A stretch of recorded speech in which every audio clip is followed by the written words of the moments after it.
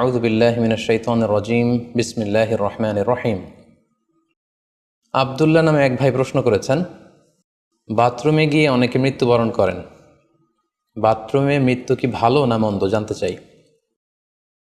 প্রিয় ভাই আব্দুল্লাহ, আপনার এই প্রশ্নের উত্তরে বলবো যে পৃথিবীতে যতটি প্রাণ আছে প্রতিটি প্রাণকে মৃত্যুবরণ করতে হবে। সূরাত আলী ইমরানের 185 নম্বর আয়াতে আল্লাহ তাআলা ইরশাদ করছেন, কুল্লু নাফসিন যায়িকাতুল মাউত, অর্থাৎ প্রতিটি আত্মাকে মৃত্যুর স্বাদ আস্বাদন করতে হবে। আমরা পৃথিবীতে যারাই এসেছি আবার এই পৃথিবী থেকে বিদায় নিতে হবে, আমাদেরকে মৃত্যুবরণ করতে হবে। এটা হচ্ছে চিরসত্য বা মহাসত্য, এবং এই চিরসত্যটি কম বেশি আমরা সবাই জানি। কিন্তু আমরা কোথায় মৃত্যুবরণ করব এ ব্যাপারে আমরা কিছুই জানি না। কিভাবে আমাদের মৃত্যু ঘটবে, কোন প্লেসে, কোন জায়গাতে আমরা মরব, এ ব্যাপারে আমরা কিছু জানি না।